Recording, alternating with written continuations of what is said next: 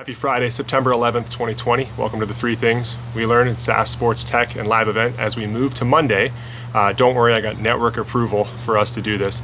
Coming at you from the moon of Tatooine today. I don't know if you guys can see the sun behind us, but it definitely looks like Star Wars with all the fires that we've had around us. Number one, and a very important one, pay the recruiter. We didn't. The first few years of our business, we did everything we could to try to build out and use our network to hire because the recruiters just seem so expensive. And I understand that, especially when you're bootstrapping for a few years. We raised a pretty large seed round in our business. We're enterprise B2B SaaS. You raise a little bit more up front.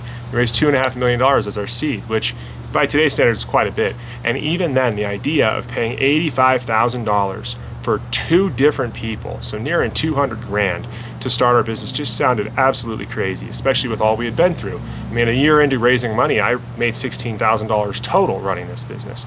We definitely learned the hard way that that is a mistake. Hire the best to hire the best. And then you can sit back and watch them do what they do. In our case, it helped build a company that got to a very high valuation, has exited 2 founders already. So almost every startup or growth company I advise, I talk to immediately about their talent team and make sure that they get the right people, hiring the right people.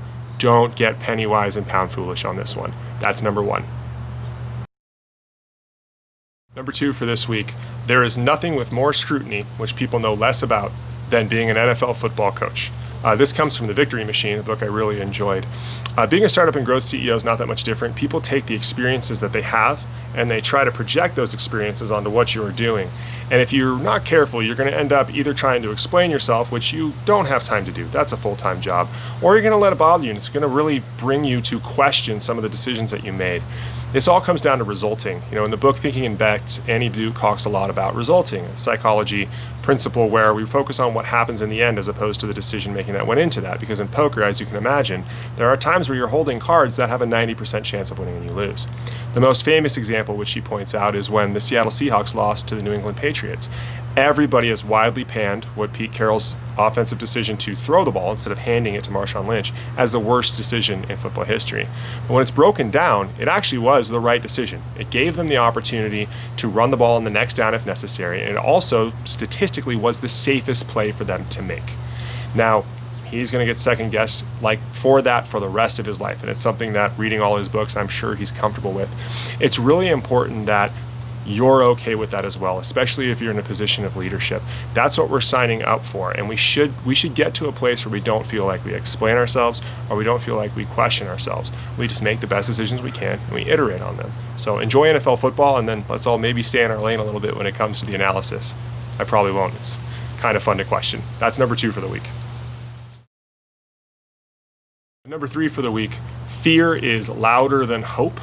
It's why we feel bad news. As we pointed out this week with the NFL season starting, there's going to be all naysayers being as loud as possible about, a drop in ratings, or people aren't going to games, or it's not safe, or the pod system's not working. Look, everything that's new goes through an iteration period.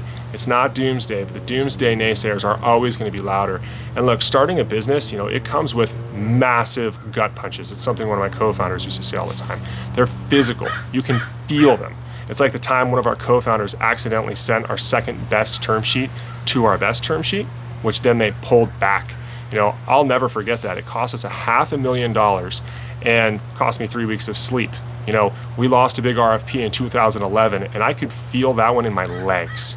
Fear is so powerful, and bad news is so negative. If we don't check it, it can push us into bad decisions, which is not what we want.